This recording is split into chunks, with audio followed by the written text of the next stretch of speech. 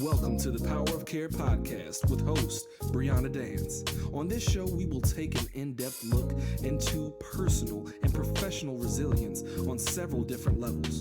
This is a space for people who are trying to navigate the ups and downs of life successfully. Be sure to follow on Instagram at Power of Care Podcast and on YouTube at Power of Care_. All right, everybody. My name is Brianna Dance, and welcome back to the Power of Care podcast. Today, I have an amazing guest. Her name is Carmeon Hamilton. Y'all, I know y'all have seen her on TV, on HGTV, on your Instagram, on your TikTok, wherever she is. She is all things design. She is featured in architectural design, Essence, Domino.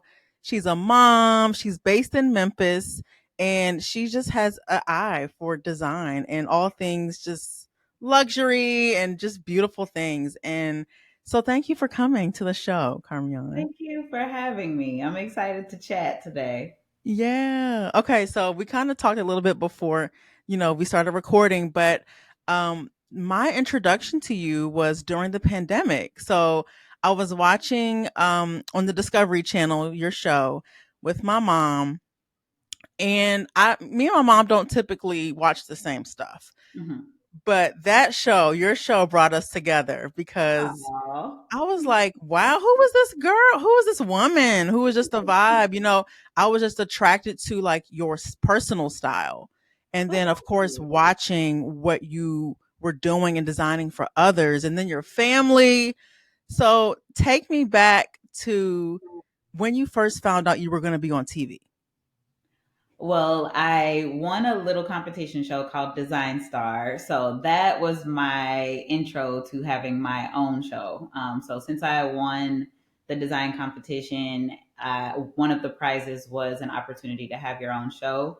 So I won Design Star in 2020. It aired in 2021, and we immediately went into production for my own show, Rental My Rental, here in Memphis. And it aired about 3 months after we finished shooting. So we shot summer 2021 and it aired fall of 2021. And that's been my trajectory. My base has been, I've been an interior designer since college. I have a bachelor's in interior design and I've worked in interior design since then, but also have shared my life and design philosophy and projects around my house online for almost that long, 15 years now. And that's where the producers found me for Design Star. So that's where all of this started. Got it. So what was it like growing up in the Burgess home? Because I did some research and I saw that your mom was really the girl too when it comes to design. People really depended on her when it comes to her eye for things. So what was it like growing up with your parents? I had a pretty great childhood. Yes, my mother was a very fabulous woman. She was an educator, though she spent her adult life and career in education. She started out as a first grade teacher and moved into facilitating through a program through the University of Arkansas that taught teachers how to teach.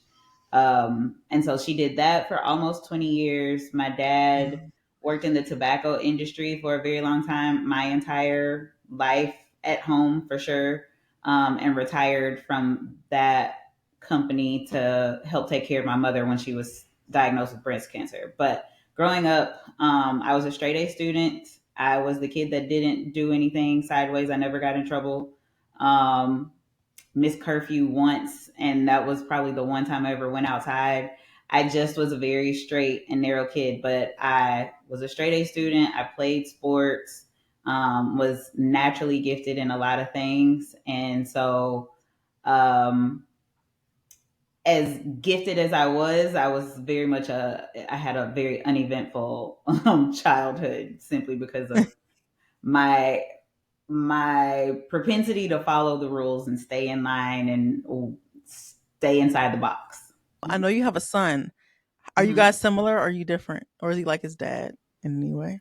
He is very different from any body I've ever met. He's always beat to the rhythm of his own drum. He's very much a introspective child, like cares more about how he feels about things than anybody else. Like outside perspectives do not sway him whatsoever. He's just a cool kid that doesn't realize how cool he is. um he's got a lot of me there. He's very creative. He's a musician, loves the arts, but he's also very much his dad. He has his dad's personality, very nonchalant, um, but into sports, martial arts, soccer, things like that. So, just a really interesting human being to witness moving around the world. But I see, well, he absolutely looks like me. So we share a face. So that's one. But to see his dad's mannerisms coming out as he gets older has also been a blessing to watch as well. Mm.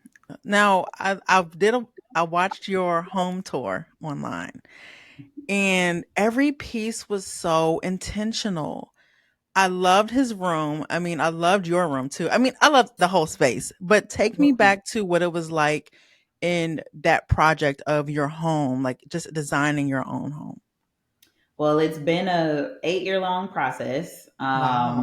Designing a house that you're living in is never intended to be a sprint. Unless you just know what you want and you have the money to pay for it all at once, then go for it. But most of the world doesn't live like that, and neither did my family. But we bought this house in 2016, and almost 90% of the work, well, I guess about 70 now, is work that I've done myself. Like I did all the painting, I changed all the light fixtures, I painted cabinets, I changed the hardware on everything, painted murals, I hung all the artwork. Like a majority of the things that changed were things that I changed myself, up Mm. until we could afford things like new countertops in the kitchen or a full bathroom renovation. And with everything, I knew when we purchased this house that I wanted this house to reflect the people that lived here. I wanted people to know that Black people lived here.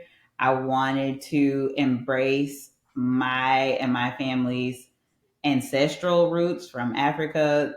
By the time we moved here, we were really digging into our backgrounds. We had done some DNA testing and things like that. And the more we found out, the more I just gravitated towards things that felt very culturally relevant to who we were as human beings. And so Mm. every room you walk into, there's something that's very specific to us in that room, whether it's the Serengeti wallpaper in the hallway, or the mud cloth looking mural that I painted in our dining room, or the actual Kuba cloth that I had frames that's hanging in the gallery wall in our living room. There's something that's reflective of us. And even my son's room, whose room looks completely different from the rest of the house. I mean, the whole house is neutrals and black and white, and a hint of green here and there, unless you see the plants. But his room is cobalt blue because he loves Sonic the Hedgehog. But even in his room, the pattern on the rug in his floor is reflective of the mural that I painted in the dining room. And the neon sign that hangs above his bed is from a handwritten note that my mom wrote, and I had it custom made. So everything that has been done, you are right, it was quite intentional. I wholeheartedly believe that whatever comes into our homes is a reflection of who we are. And I want people to know immediately who I am when they come into this house. So there's no need for me to go to, Home Goods and Target and buy up all of this stuff that everybody else has, even though some of it works. But I try to focus on things that really speak to me and my family. And I feel that it makes it's so funny. You hear like the minimalist, and then I didn't know maximalist was a word, Uh-huh. but I just love that there's texture and there's culture, and I mean, that is so intentional. Above your son's bed, you have something from your mom. What? I just Yes. I feel like when I watched your TED talk on environmental truths, it was Mm-hmm. I I was just like, yes, as a clinician, I was like, yeah, she gets it. This is psychology, this is science. And Yeah. so when I think about your home and your environment and the power of colors and textures and plants life on our moods, can you speak to that? Like, can you share with listeners maybe how they can change their moods with their environments? Yes. Well, first of all, go watch the TED Talk because you It's get a so much good, more y'all. in-depth description of what I'm getting ready to say. And even though in my TED Talk I talk about children in classrooms because one, it's super it's a situation that's very close to me considering I live in Memphis and all everybody talks about is crime and all these things, but you have to get down to the root of the problem, and crime is a result to a problem. It is not the root of a problem. And most people, what I have realized and have studied in my years of design, most people behave in a way that directly reflects the environments that they're in. If you're in a really nice, swanky restaurant that has low music and low lighting, typically you behave where you're whispering and you want to sit all nice, you want to dress all nice, you're not drawing attention to yourself. That environment makes you behave in a very specific way. Same thing for when you're on a beach in a cabana and the music is loud and they got the DJ and the suds are going and it's a phone party. It's intended for you to be jumping off tables and shots and loud and boisterous. Like your environment really dictates your behaviors. And the same thing goes for at home. If especially the place where you spend the majority of your time. If your home feels like a safe space, number one, because safety is one of our basic needs. Two, it's a comfortable place that also is aesthetically pleasing. That is something that it slows down your heart rate, your cortisol levels decrease, you are less stressed in this place. And so when you leave, you are at a ground level, a basis level to be able to function to the people on the outside of the world. So you just behave better when your basis level is somewhere calm and functional. And that is why it's incredibly important for people to pay attention to their environments. Now, when it comes to color, those things are very personal. If you have a very vibrant and boisterous and um, uh, what are the people that like to actually communicate with people? I'm losing my vocabulary. Oh, extroverted people?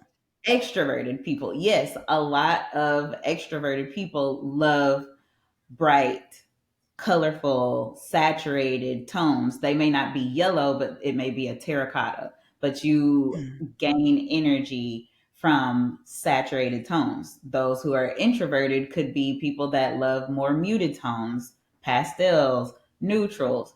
It really depends on the person inside. So you have to study who you are, what you like, what makes you Mm. tick, and then what are the colors? What do colors do to you when you see them? When you see this yellow dress hanging on a rack, do you go, ugh, that's too much? Or do you go, oh my God, I love this?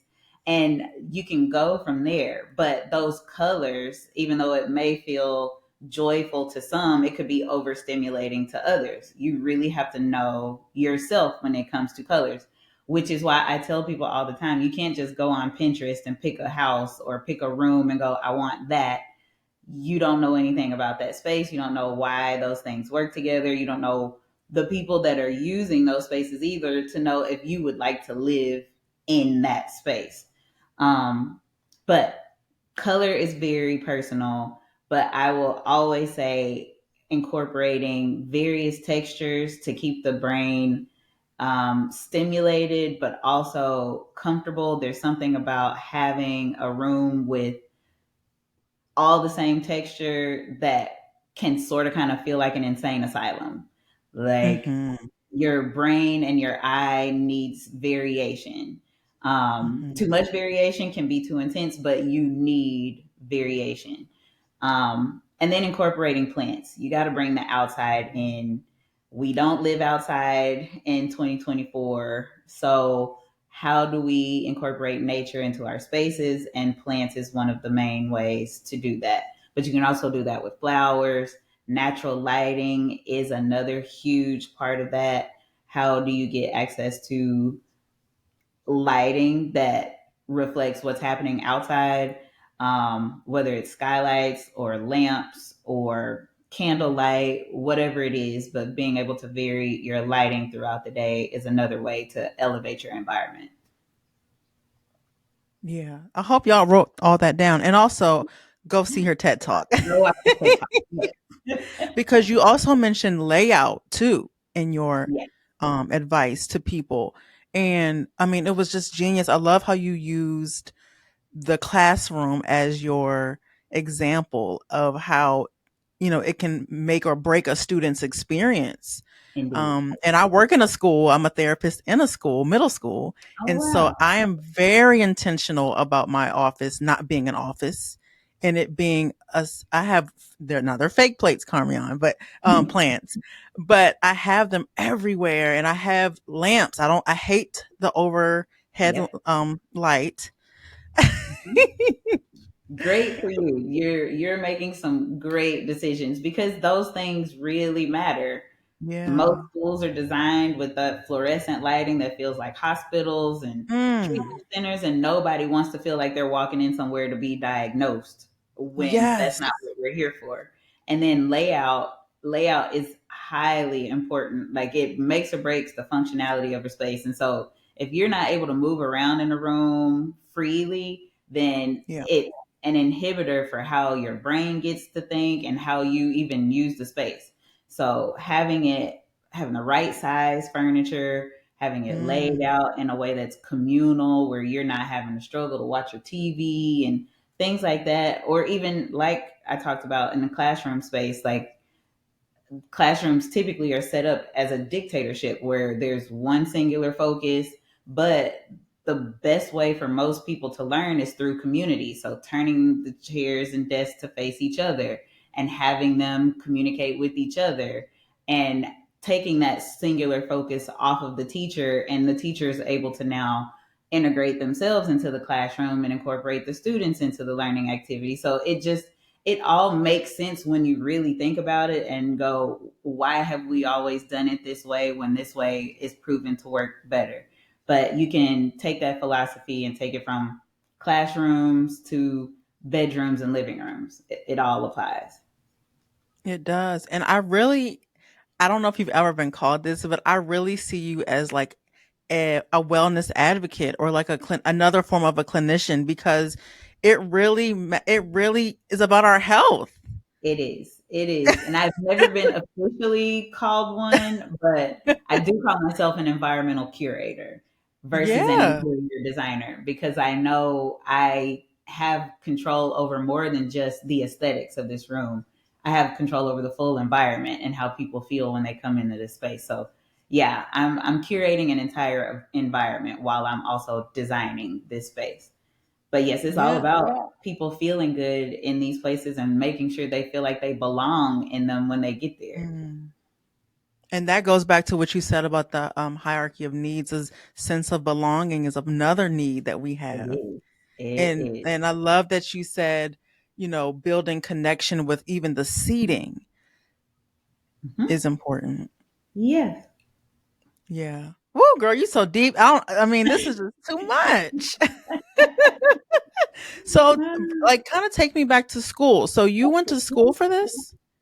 I did go to school. I went to school to be a physical therapist, Okay. but quickly learned that the medical field was not for me. Mhm. As much as I love human beings, I didn't want to be touching on them every day. So I became a resident assistant in college. I had already got my own dorm room and decorated it. And one of my fellow RAs came in and was blown away by what I did and told me to check out the interior design department. And I changed my Mm. major the next day. So I graduated from college with a Bachelor of Science in Interior Design. Whoa. Okay. So someone saw something in you and was like, oh, girl, you know what you're doing. Yes, yes, she did. She is still my best friend to this day, 20 years later. Oh, Yeah, oh my almost 20 years God. later. Yes. That's amazing. And so you've worked in various spaces. You worked in corporate design, right?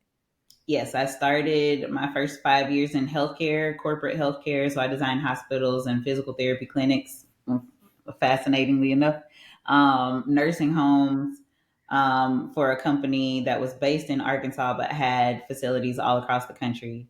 And then I worked in retail. I was a design consultant in a couple retail stores, but also moved into merchandising and buying for another furniture retailer, and worked with our marketing team, and also our headed our production for all of our catalogs and commercials and things like that. So yeah, I've done quite a bit in the design space under the interior design umbrella, but have hit probably 8 different industries under design, which is where a lot of my, well, that's where all of my knowledge and expertise has come from. That led me to winning Design Star, which encapsulated a lot of those skills from designing for TV, which was a huge thing because it's Yes. very different from designing a regular house. Designing for Mhm. camera is so different, but also marketing and branding. I've been doing that on my own with my own social platforms and brand for years. So that was also incorporated into the show. So yeah, I have quite a expansive background when it comes to Yeah, my work you do. experience. And you're not new to this. You're true to No, this, as I like not to at say. all. Indeed. Yeah. So, do you when you look back, and I know like you're not even done. You haven't even touched the surface of where you're going to go. But do you look back and say, "Oh, it makes sense." Like it makes sense where I am, or all the little things, the jobs, or the like the blog, because you're an OG blogger too. Like, does it make Yes. sense where you are? It all makes sense. Mhm. Every bit of it makes sense. When I've told my story on stages for the last couple years, and outlining it from the moment that I graduate high school, thinking I'm going to go to college, like picking the college that I went to because of their physical therapy program. But everything that happened from losing my academic scholarship to changing my major to graduating early to having been the only person in my senior seminar class that had their presentation done, but it was the day that my professor brought in a colleague that was the VP of a design department to grade our presentations, and I was the only one that presented one, and she offered me a job on the spot. Like, so like my life has been just like that from the beginning. I mean, going back to first grade ultimately. And so it all absolutely makes sense. My life has been quite ordained Mm, by Jesus himself mm. and my mother, who was just an incredible woman, but also a huge advocate for being excellent and no matter what you're doing. Um, she's like, if you're going to be an interior designer, you be the best interior designer. If you're gonna Yep. be a trash picker upper, you be the best Okay. trash picker upper. I mean, That's she right. said another thing, but I won't disclose it here. But she was like, if you're gonna be that, you better be the best one at it. Yeah.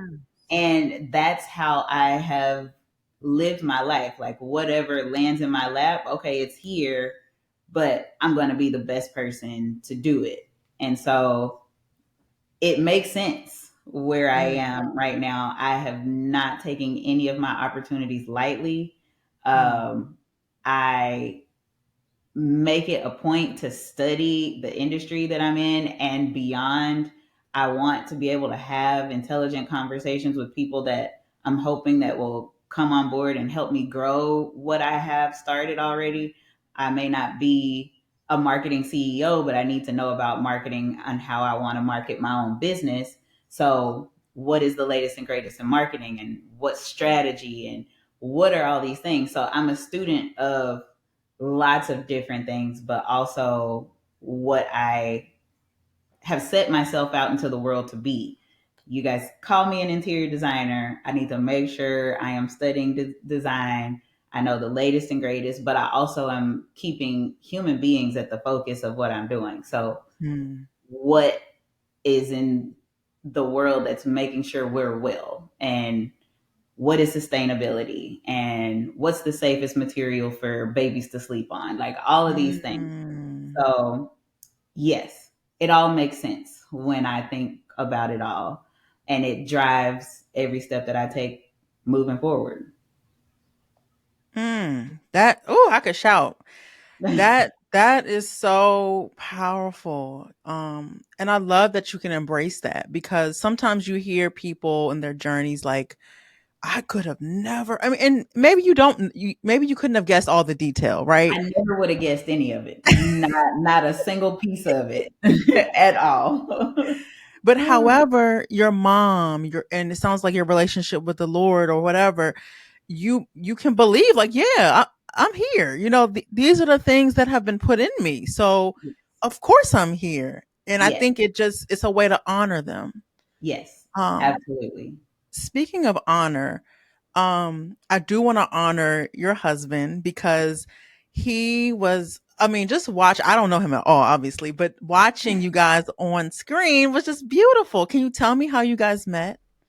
Yes, we met in college the day I changed my major to interior design. So my same friend that told me to change my major introduced me to him at lunch during our A training. So my husband played football for the college I went to, and we met in the cafeteria before school started. While we were on campus for training, they were on campus for summer training.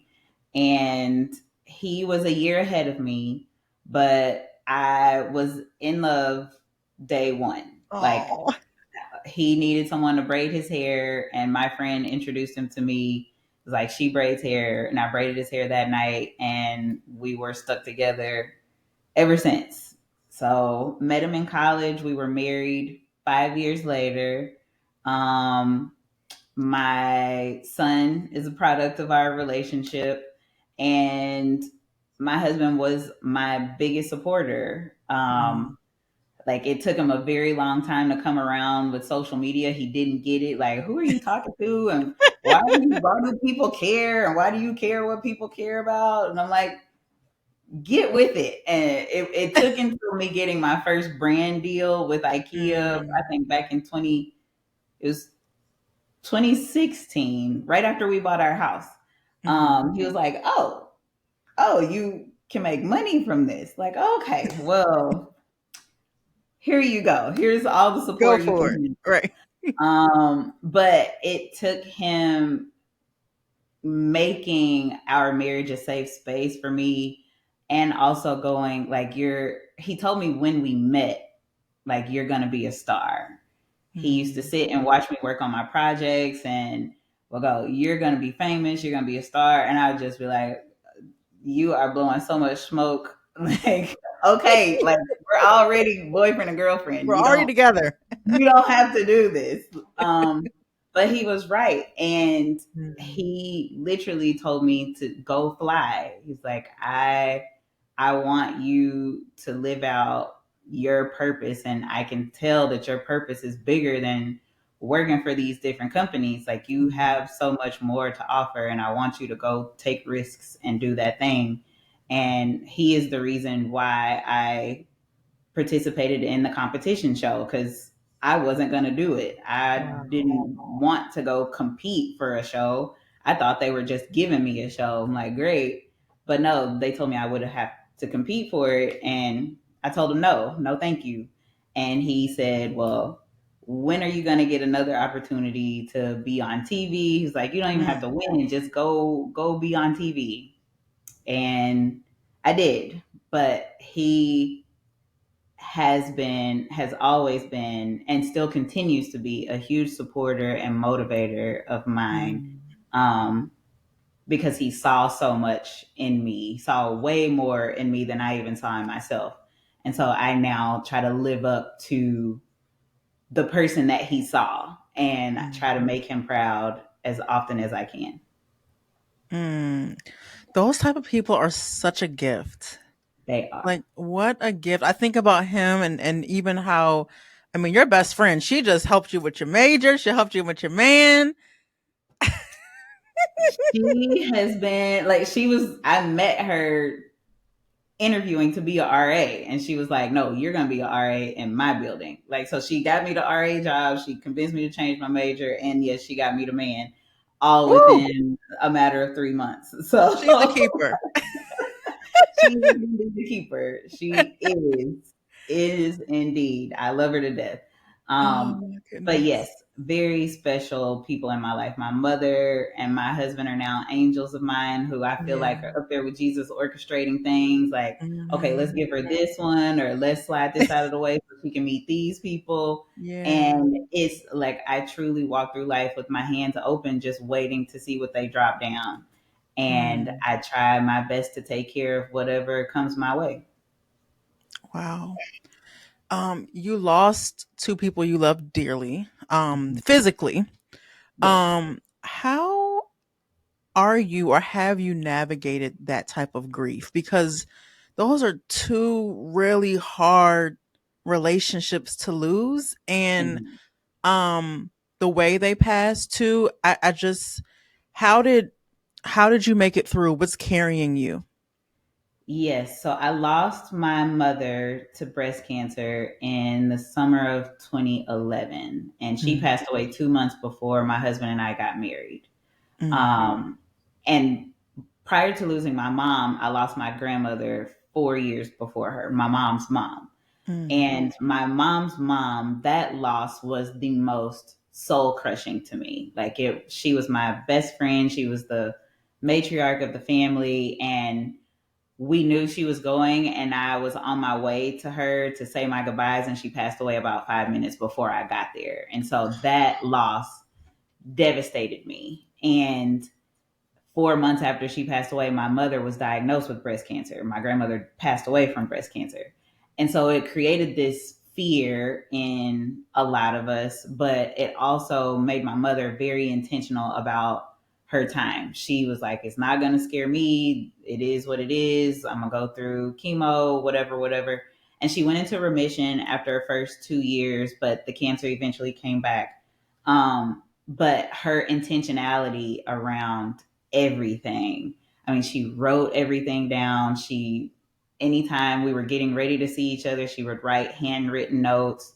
Um, like she made everything incredibly special. And so when mm, she passed away, um, well, before she passed away, the job with the healthcare company that I was working for, they allowed me to move back in with my parents so I could help take care of my mom while she was sick. So that was my first knowledge of a remote job. mm. But I spent her last 6 months with her, taking care of her. I would go to doctor's visits, I would do her hair, bathe her, whatever she needed. And that time of just being intentional with her really made the transition of her no longer being there so much more comforting because I knew I had given her everything that I had. Mm. And you also, it's very difficult to see someone that you care about that much suffer through an illness like that. And you Yeah. just don't want them to suffer anymore. And you become understanding of, I would much rather you no longer suffer and go be with the Lord than for me to be selfish and want to keep you here.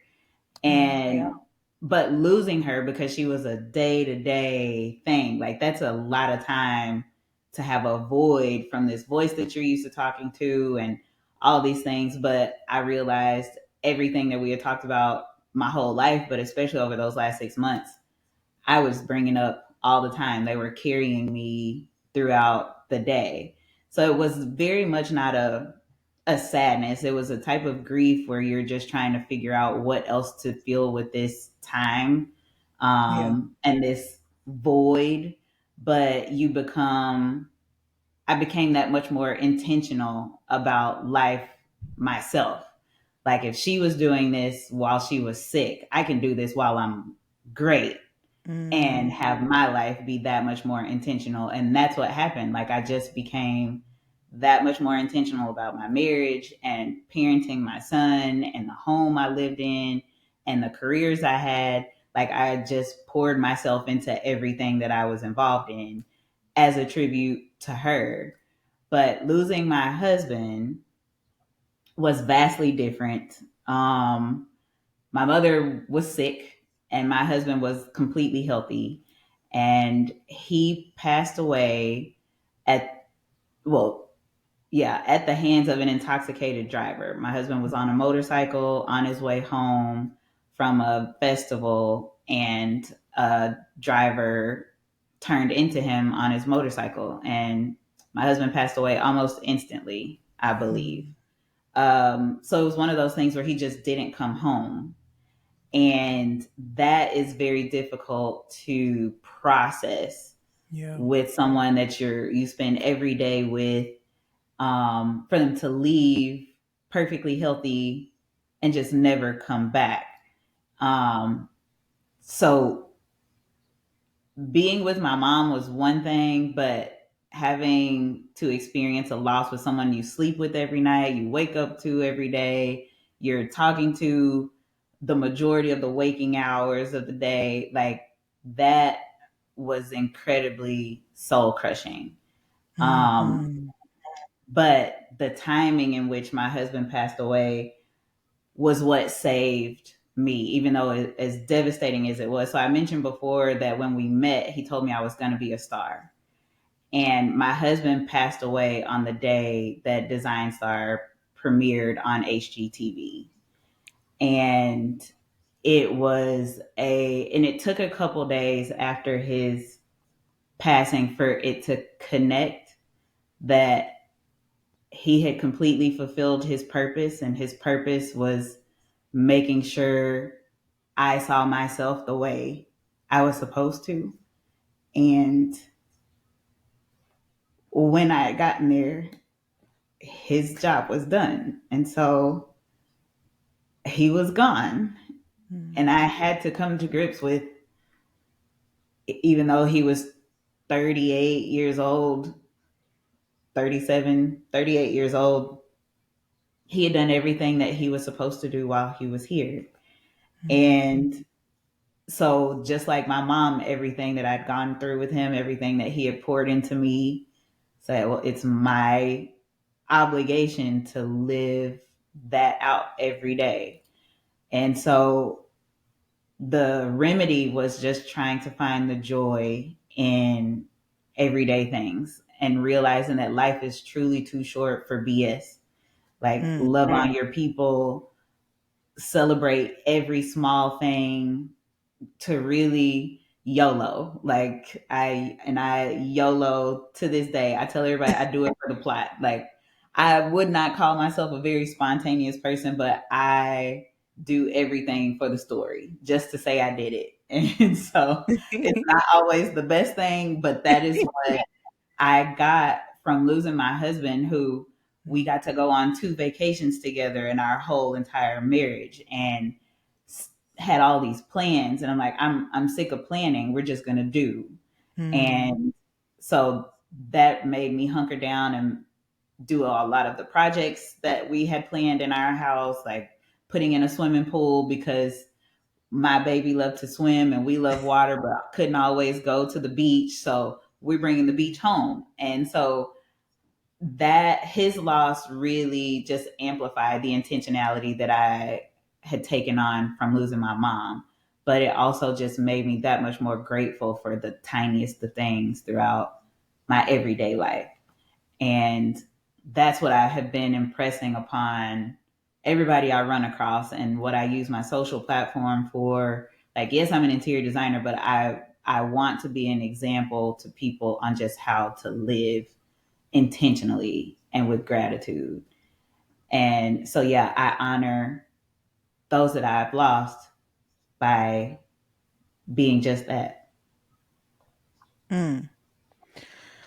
Girl, well, I just, just so you know, I have my tissues ready because I thought I was gonna that make it. I is did. I made it for the most part, but yes, what that's my what a story. what a ministry I feel like you have. I just feel like you're so much more. Like you can't you're so many things, you're not just this, you're not just that.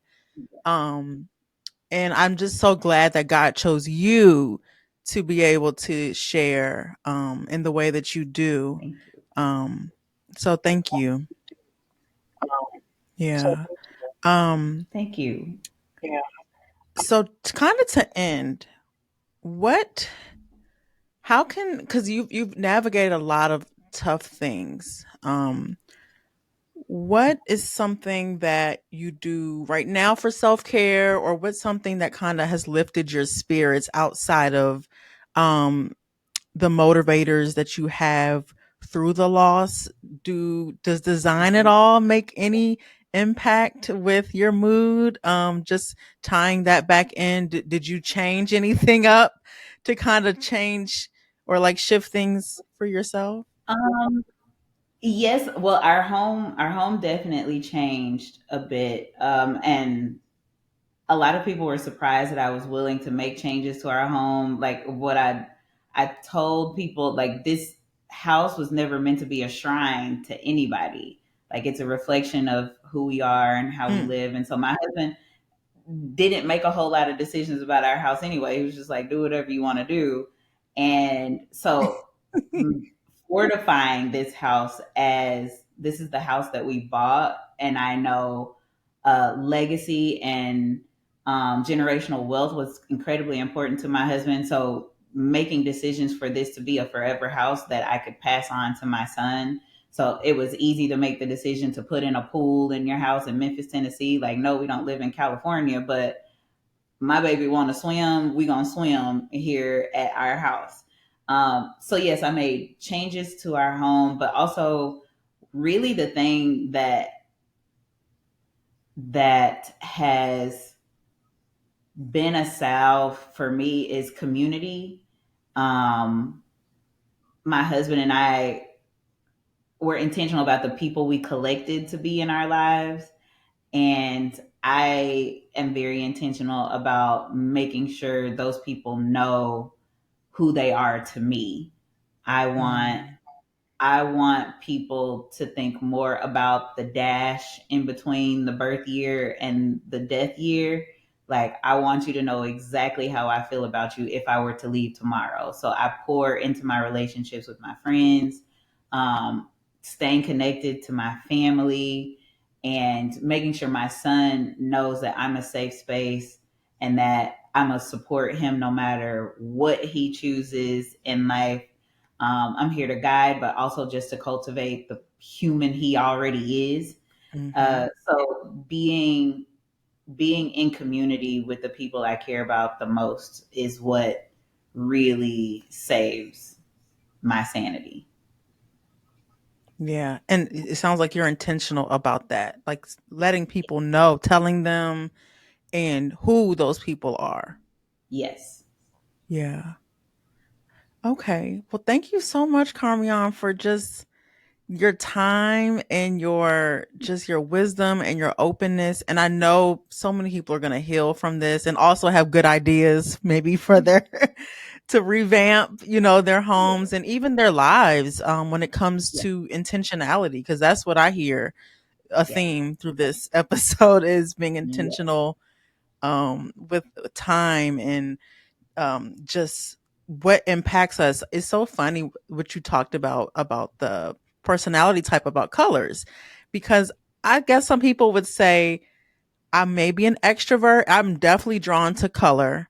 I know that when I was grieving, in various ways, whether it be my birth mother or like the loss of an end of a friendship or something like that, Mhm. I was like, okay, I do love black, but Brianna, commit to like some splash of color. So like I would try to, whether it be a lipstick or a hair Yeah. scrunchie or something, or my Yes. water bottle or my nail color, Yes. I would always try to find some glimmer of color.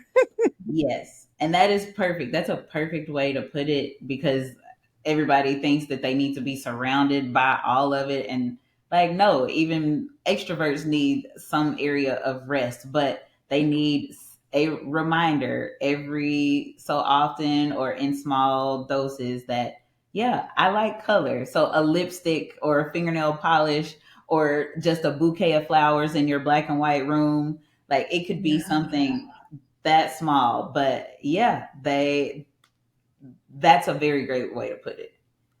Yeah.